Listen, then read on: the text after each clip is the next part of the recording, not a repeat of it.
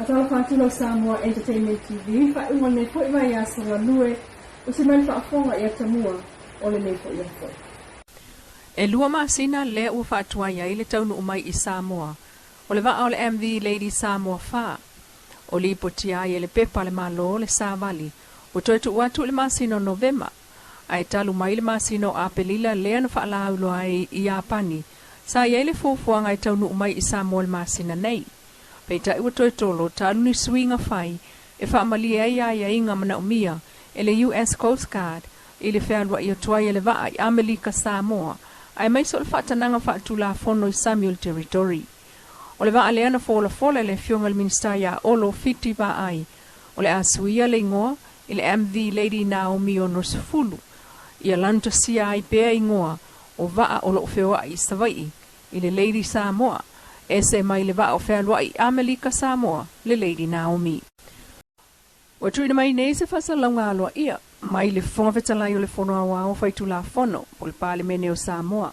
E le mta upu whatau le toi tau ao fia i o komiti o tūlanga aloa ia maa mi o tau aloa. E se whamanonga le fionga le fonga whetalai, o ia tusi ai o le aso tolu sfulo au kusa lua o lua luan tu ina mai ai. E le whamsinonga maa walunga lana whai unga le mta upu na ave ai le fonga whetalai ma le pale mene, e sui usfono le paam fale ata numel tolu, e le whamsinonga. E whaatau le whai unga le na whai el pale mene o Samoa le aso lua whao me lua o lua lua. E tusai o le solia i la ua o tūlanga aloa i o le pale mene. I le whai unga, ua talia le whamsinonga maa walunga le whai unga le pale mene. I le aafiai o la ua ia i le whaale minga o pole contempt. I na ua te ena i le whamsinonga la ua mauna tu ina atu le whamsinonga. Pe on tusi el parkalafa li maiva, ono sifulu ma le ono valu al whai unga. O sei tūta ua, le ava noa ua tu ina mai el whamsinonga maa walunga. Ina ia toe sila al komiti al pale mene. I se ava noa mo la ua ina ia tu ina mai ai i sa la ua whaamtalanga. E tu sai o le whaasalanga ua tu ina atu le pale mene. I le whaafai fie. O se ava noa ma whai ai fo i sui mamalu. O na talo sanga ina al komiti. Se i toe sila le whaasalanga mo la ua. O le taimi lea, o i tu le lei po mitigation factors mo la ua. E fsosoani ai i le komiti mo la ua whaasalanga. O le whaamoe le whongfitalai. Ina ia tele ni ava noa mo sui mamalu, e whaatau sanga ina ai o la ua whaasalanga i lumo le komiti. E maua fo'i o la ua ava noa, pe atau au fiel palmene la sa sulvalu o ke topa lua o lua lua. Na whaavai le komiti o tulanga aloa ia maa mi o tau loa o le komiti, e sue ina le neimata upu i se lafo. Na whaamau le fono au ila na fontanga o le aso whao me lua o lua lua. O se tasi o tuutu unga o ngā ruenga al komiti o le tu inatu o se whau tuanga tala whengai i le whono au i le mta upuna tu inatu iai. O le whau tuanga al komiti i le wha maoni ai o solia e nei sui usu whono tu langa aloa i ol palemene. Ina ia wha malo lo le tu mau se ia iai se aso. Ai pe ta ia le iuia le wha ngā solonga e tatau o na o iai mo se wha salanga tala whengai. E pe o na ta ua le wha amsinonga. Wa maa ua le wha amsinonga.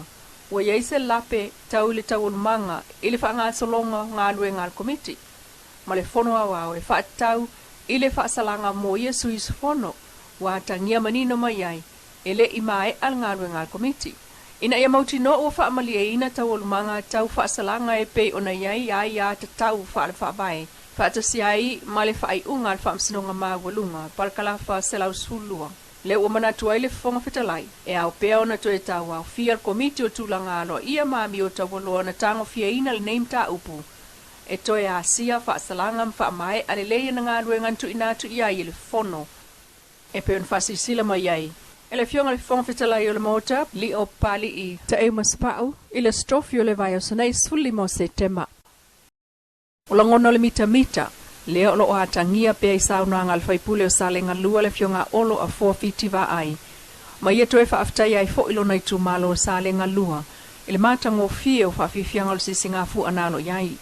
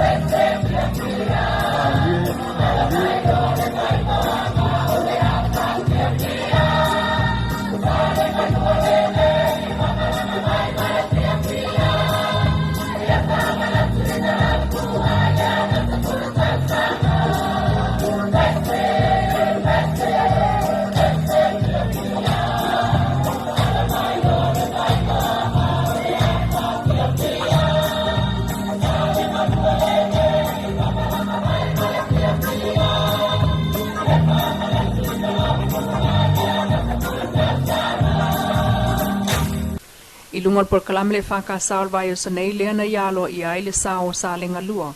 Ma le ava no o la tau maua mo le taimi mo moe whaatino ai nei fo ilangolango ta ua le malo ma le tunu. Whaftai i se kau mawhainga fo ia se utu malo. O le ngā fo ia so sa pepese lo ku malo. Ia, langona lava le fia. Ya, mare so maulalo fo i ta penanga fo sunga ialo. I le tau mawhainga fo ia na whamoe moe ia e mese fo i. Ia le pa ia maulunga se utu malo vai aku ngai ko inga wa. Tau pati mai e a fo e support ma lango le whamoe moe.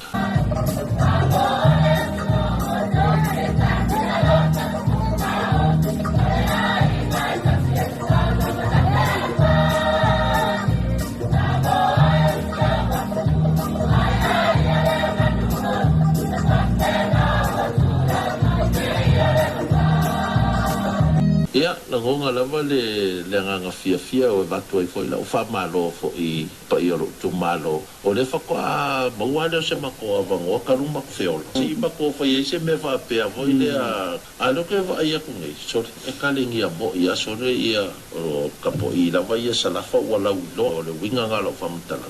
Marau dei lo, e ei foi la le si vai ma makua kalingi a.